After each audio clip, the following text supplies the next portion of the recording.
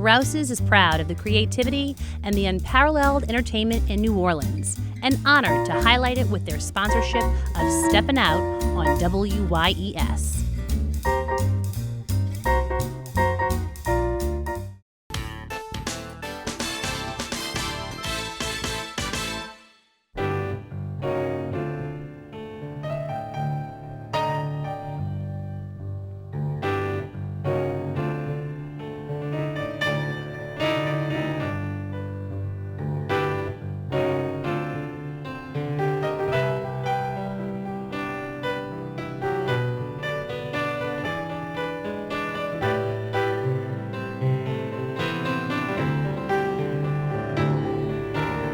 I'm Peggy Scott Laborde, and welcome to Steppin Out, with updates from the local restaurant, arts, and entertainment scenes.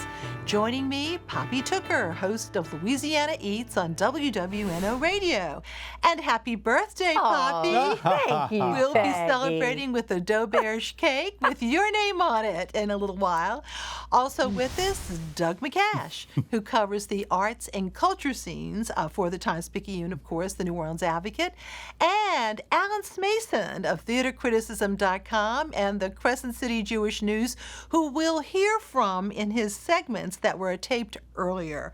Poppy, oh my goodness, we've been through a hurricane and so much more. The community has suffered some really true losses in the recent past. These deaths were not related directly to the hurricane.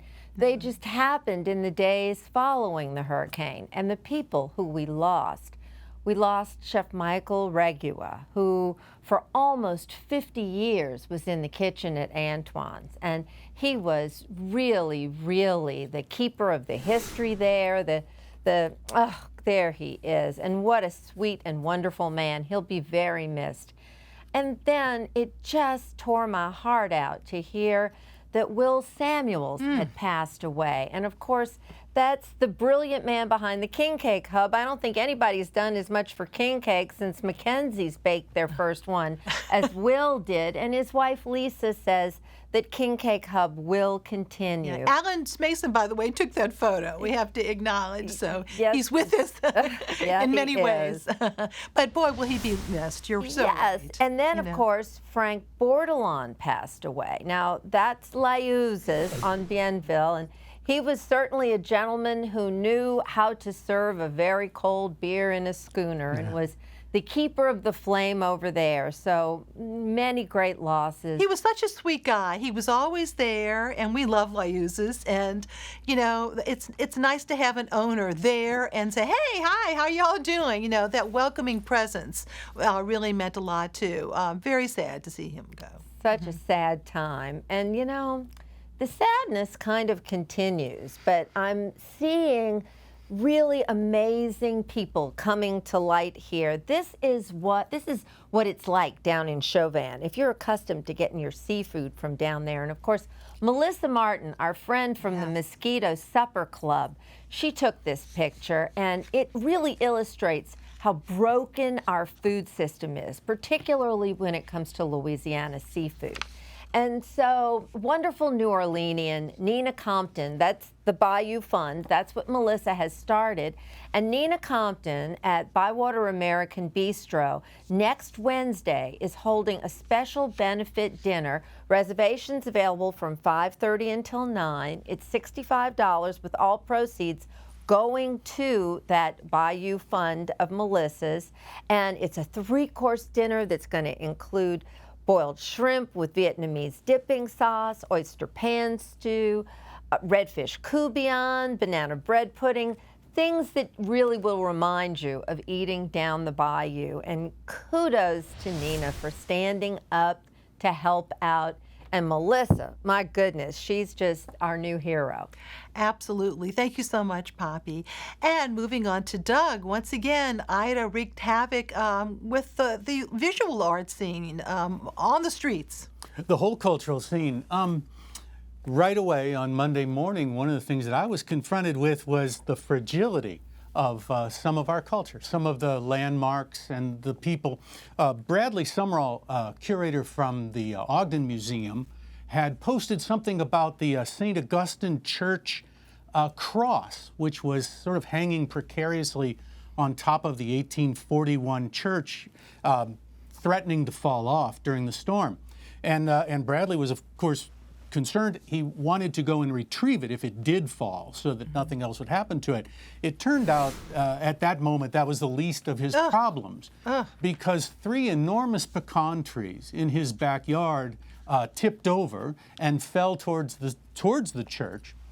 They hit the home of one of the members of the North Side Skull and Bones Gang, a carnival masking organization, and didn't miss the Backstreet Cultural Museum by very much. That's Bradley, and one of the trees that didn't break. It pulled up out of the ground. And what I was impressed with was right away, in addition to the property damage and the despair and the evacuation and all of that, was this sense that, my goodness, we could lose it all. Sure enough, not far away, on Rampart Street in the CBD, that destruction was very real. This is the Karnofsky tailor shop, which was important historically because the Karnofsky family were a family that helped the young Louis Armstrong get his start, maybe provided him with his first horn and employment when he was a teen. And this was their tailor shop and store, and it was completely destroyed during Ida. It is part of a stretch. That's what it looked like before. It's part of a stretch of just a few buildings that let us connect the dots in the old section of town where jazz was born. This is the Little Gem Saloon on the corner of Poydras Street, and it had a marvelous mural on it by Brandan, BMIKE, Odums, one of the most celebrated artists in town. And it was a wonderful mural of Buddy Bolden's band. Buddy Bolden was sort of the mysterious progenitor of horn music, jazz music that we never get to. We've never gotten to hear in the modern era. So that's Bolden with the incomplete halo around him, and and once again, Buddy Bolden and his band have kind of disappeared into history because the whole wall fell. This is also, more destruction of kind of an art landmark down off of St. Claude Avenue on Franklin Avenue is the old Frankie and Johnny's furniture store, which in recent years has been kind of an outdoor gallery for some really fine street art. And this is a mural by Crude Things, very, very accomplished artist. And as you can see, a big part of the wall of the building collapsed above it. And so the fate of the mural is obviously in jeopardy. Maybe the fate of the whole building is, I'm not sure. But anyway, once again, the aftermath of the storm, driving through the streets, I'm just impressed with how fragile, how close we come to the brink time and again. And I don't have any wisdom to share about that, but that was that was certainly my takeaway. Yes, and of course we're showing, works of art, but people's houses are works of art too. Yeah, and absolutely. We're so sorry for all the damage in our area. I'm saying all that with the consciousness of the enormous property damage and deaths and despair that was that was going on around town. But I part of the question was for me, once again, this culture just holding on, during a crisis. Absolutely. Thank you, Doug. And now it is time to visit on tape with Alan Smason with a theater report. Alan? Hurricane Ida was less than kind to several of our local theaters, Peg. The biggest damage that I've been able to assess so far was at the Westwego Performing Arts Theater. According to Dennis Asaf, the artistic director, this is the third time that they've been hit. And the damage was mostly to their orchestra pit and to their scenery shop. It will mean some time before repairs can be effected and guests can be readmitted to the facility. And 2 of the 4 players were actually evacuated because of Hurricane Ida, but they've all come back now and rehearsals are back in action. And again, they rescheduled the work now for Jefferson Performing Arts Society for God of Courage, and it's going to be taking place now October the 1st through the 10th for 6 performances, and that'll be at the Teatro Wego instead of at the larger JPAT, Jefferson Performing Arts Theater in Westwego, but it will take place and it will go on as they had hoped, but just for a few less performances and at a little bit later date. Now, the National World War II Museum just opened this past Monday, and of course that meant the postponement of the Johnny Cash Experience show they were expecting, starring Terry Lee Goffey. The staff at the museum really felt that they just didn't have enough time to mount the show properly and to get enough advanced sales on it, so they have decided to bring it back and reschedule it in January. That's the world's greatest Johnny Cash Experience. And those of you intending to see the Wendell Brunius and Tom Hook show that's coming up at the National World War II Museum at BB Stage Door Canteen, don't forget that that's going to be taking place. Swing That Music will go on as expected. That'll be at BB Stage Door Canteen October the 22nd through November the 2nd, and you can get tickets now. Also, of course, postponed, Ashley Smetherman Lemler will have to wait a little bit longer to don her Dolly Levi dress because she's going to assume the persona of Dolly Levi. This show is directed by Ricky Graham. It was in rehearsal when, of course, it was upended. Unfortunately, Rivertown is still without power. The last we checked, they did suffer some minor damage, but they're going to come back. They will be rescheduling to be determined exactly what date. We have not heard. And meanwhile, on the North Shore, Brian Fontenot has rescheduled at Cutting Edge Theater their version of Cabaret, which is coming up, the first of 2 shows of Cabaret, due to no power, of course, but they're back up. They're going to be doing it again, rescheduling that show from September the 24th through October the 16th. All right. Thank you very much, Alan. We'll see you soon. Back over to Poppy. Well, it's unbelievable, but Tales of the Cocktail will be back this year, this week coming up, but it's happening virtually again.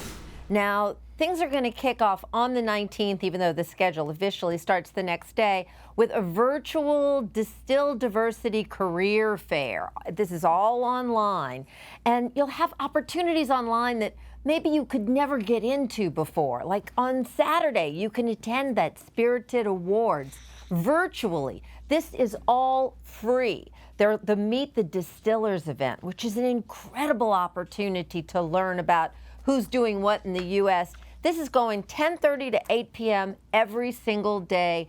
Tales of the Cocktail, free and virtual this year.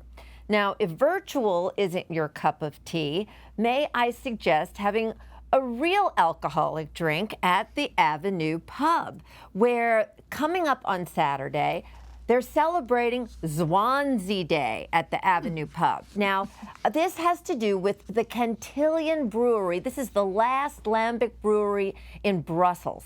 Zwanzi, it's a wild Brussels stout, not sprout. There's only 50 barrels brewed annually. So there you can get reservations on Saturday, $75 a ticket between 10 a.m. and 5 p.m. But she's serving beautiful Brussels food every day. We saw the pub burger, which of course is still on the menu, but the food, it's beautiful Brussels French-style food. Warm goat cheese on ciabatta with honey. That's escargot you see there with white wine and garlic. Prince Edward Island mussels steamed in a Belgian wit beer with fennel and shallots. There's cassoulet on the menu every day. There's steak frites with compound butter and caramelized Brussels sprouts, not stout. And hours have been changed up. Of course, this was a very famous 24-hour bar. And now for during COVID, it's Tuesday through Thursday, 10 a.m. to midnight, and Friday and Saturday from 10 a.m. till 1 p.m. and they're closed on Sundays. But I'm telling you, next Saturday's event, if you're a beer lover, do not miss this treat. Thank you, Poppy. The New Orleans Jazz and Heritage Festival lost its founding father this week with the death of George Wein. It is no exaggeration to say that there would be no Jazz Fest without him. He founded the event back in 1970, as well as the Newport Jazz Festival and the Folk Festival, the Newport Jazz and Folk Festivals there. A decade earlier, and many other other music festivals in the years since. In 2018, in advance of the Jazz Fest's 50th anniversary, he joined his protege, Quint Davis, on stage at the fairgrounds to reflect on the festival's monumental success. When I first came down here, the people asked me to come. They wanted to do a festival like Newport. I said, no, man. I said, New Orleans is something very, very special. There's no city in the world like New Orleans. And so we decided to call it the New Orleans Jazz Festival and the Louisiana Heritage Fair. That was the longest name for a festival. It was just fantastic. Turned out we had 300 people the first year. 300 people. Look what we have now. I mean, isn't it great? And we just mingled all the cultures, you know, whether it was from the jazz to the blues to the funk to what, we just put it all together with the food and the culture, and we created the greatest festival in the world. And when Katrina came and New Orleans was almost destroyed, and the Saints left town, everybody left town, and we decided, is the fairgrounds still dry? And the fairgrounds was dry. And we said, we're gonna put that festival on again. And we proved that New Orleans was still alive, because 300,000 people came. It was less than 6 months after Katrina. What a tribute to this city. I can't believe when I come here that we started over at Beauregard Square, or Chicago Square. We had 600 people, 300, 400, 500 people. And then it's grown. We moved out to the fairgrounds. Now we create a city out here. It's beyond belief. I come here, I don't believe it. I mean, it's a city. Everybody knows what they're doing. Everybody is aware of what's happening. Everybody knows how to treat you. And boy, it's something to see, and I'm so proud of the gang that put it together, because I created the idea, but they made it happen. Very special thanks to producer Dominic Massa and WWL-TV for this tribute. Doug, let's talk about Mr. Ween's heritage and his legacy. It was more than just the music, wasn't it? It was more than the music. It's funny to think about a jazz pianist and nightclub owner from the Boston area made such a contribution to New Orleans, and maybe what George Wein brought to that moment in the 1960s was that he recognized that people were listening to Miles Davis, Joan Baez, and Howlin' Wolf. They were all in their record collections. Why not make festivals that reflected that breadth of Americana music? Well, what George Wein did by bringing that to New Orleans was he built a factory here. There are so many food vendors who rely on the Jazz Fest each year for a big slice of their income.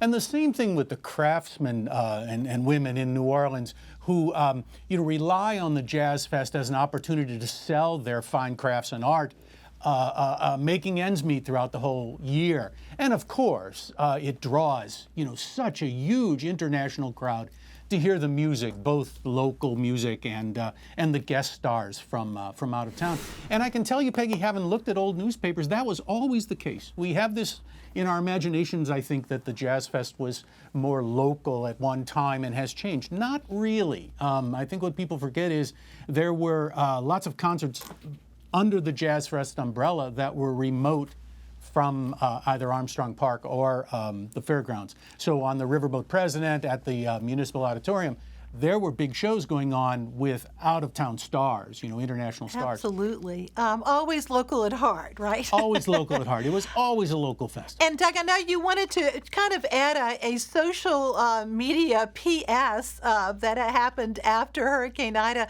with a certain statue. Yeah. Share that, please. I was talking earlier about those things that the feeling that we were losing things culturally. Well, a statue disappeared in the French Quarter on Decatur Street near the river.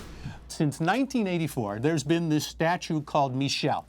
And Michelle was a reclining young woman, and the idea was you would sit beside Michelle, and take a selfie long before we had the term selfie. Well, Richard Campanella, I know you know who that is, great observer of the New Orleans streetscape, noticed that Michelle was gone.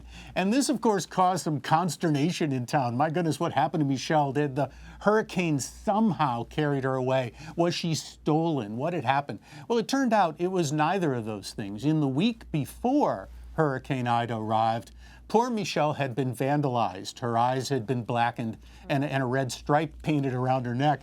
And the French Market Corporation, that the custodian of the area, took her away for safekeeping and to carefully remove the paint. Okay, so she will return. She will return. Okay, thank you very much, Doug. And now back to Alan. Just before Hurricane Ida made her presence known, Brian Sands announced the Sherri, Marina, and Carol Sutton grants. That's the Carol Sutton this year, Sherri, Marina next year, memorial grants.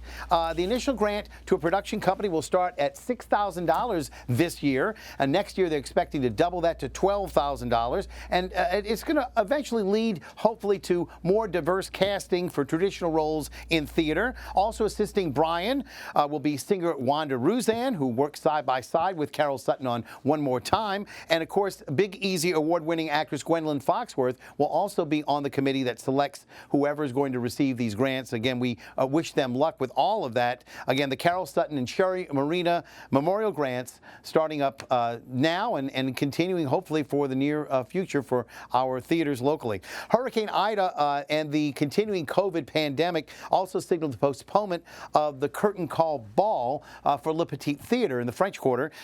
They had scheduled it, but of course they had to put it off. It's going to be postponed until later in the fall, but keep tuned and we'll let you know when that date is. The first production, by the way, slated for Le Petit this year is going to be the very, very lovely, if you've seen it already, Dear Mr. Williams, starring Brian Batt. It is, again, based on his own life and, of course, the legacy of Tennessee Williams. And speaking of Le Petit, their former Le Petit artistic director Maxwell Williams and his lovely wife Christina Pellegrini Williams welcomed their son Felix to the starring role that they'll have in their lives, and that was a week before Ida came. Both baby, mother, and father are reported doing well. And now that power's been restored, Peggy, here's some viewing options for some streaming online. First off, many of you probably will want to not miss Cinderella. That's starring Camila Cabello. It's on Amazon Prime streaming. It also stars Billy Porter as the fabulous godmother, and Idina Menzel as the stepmother, and James Corden is one of those mice. Also, I recommend the Lin-Manuel Miranda film that's out now, Vivo, his latest animated film, which is streaming on Netflix. It does have some adult themes, but again, it's great for most of the kids out there. The animation's wonderful, and it also stars Gloria Estefan. Now, Broadway has reopened. Hadestown and Waitress were among the first. Waitress is going to star Sarah Bareilles, who wrote the music. And among the other shows that open this week, blockbusters, The Lion King Chicago and Wicked, but also, it's back, Hamilton. They all open this week, and 6 will be opening in previews, and they're expected to have their opening night in October. All Broadway theaters do require proof of vaccination, and you must wear a mask. Okay. Thank you so much, Alan. And I did get to see Cinderella, and it's really a lot of fun. I definitely recommend it. It's sort of a jukebox musical, if you will. Now time for our picks of the week. Poppy. Well, believe it or not, somehow Horst Pfeiffer has gotten the Middendorfs in Manchac back open after that storm passed over. So it's still fettuccine frenzy, Wednesday, Thursday, and Fridays through September. That's that delicious pasta from Bella Luna without all the fancy. And Oktoberfest is coming. So Middendorf's is back, regular hours in both Manchac and in Slidell. All righty, thank you. Doug. The New Orleans Museum of Art has opened, and that's a sense of normalcy that we could certainly use. You see in the background of this photograph the Kenneth Nelson sculpture that collapsed during Katrina survived Ida. All right. And I'm so glad that the Sculpture Garden is reopened, and my understanding is you are to enter from the Enrique Alvarez Drive, which would be to the right of the museum, if you're facing the museum. Thank you. And now time to hear from Alan. Actress Tova Feldsha played Supreme Court Justice Ruth Bader Ginsburg in the film Sisters-in-Law, and she's going to be reprising her role in something called I Dissent. It's based on a book for children. She's going to be taking on the role of Ruth Bader Ginsburg, and after the reading, the Israel Philharmonic String Quartet will be playing the Bach Air on the G String. Again, this is all part of the American Friends of the Israel Philharmonic website. It's perfectly free of charge. Go check it out, and I'll see you at the theater. Thank you, Alan. Wishing you well. And my picks, live music is back at the Broadside, 600 North Broad, a block off of the Lafitte Greenway. Go to broadsidenola.com for details on this weekend. Plus, I highly recommend the Electric Yad Quartet with pianist Andre Boren, and he'll be performing there on Sunday from 8 to 10 p.m. For tickets, broadsidenola.com. Classical, pop, and jazz. Plenty of parking. The Piety and Exile Market will take place on Saturday from 11 a.m. to 5 p.m. They recently added an hour, and that, of course, is at the corner of St. Claude and Spain Street. This flea market features original artwork, vintage clothes, and a special feature will be Haitian art created by George and Valentin Walrus. They are donating a portion of their sales to Haitian earthquake relief, and some other artists are donating a portion of their sales to members of the Homa Indian Nation for Hurricane Ida relief. Check out the Piety Market and Exile Facebook for more details. The West Baton Rouge Museum is featuring New Orleans-based artist Catherine Clemitis. Paintings in her exhibit, Louisiana Birds, provide an intimate look at Louisiana wildlife and also include watercolors, illustrations of different dog breeds, too. The show will be on display through January the 2nd. For details, visit the West Baton Rouge Museum, located at 845 North Jefferson. That's in Jefferson Avenue in Port Allen, and you can see their website. Thank you all so very much for watching. Good night. Happy birthday, Poppy.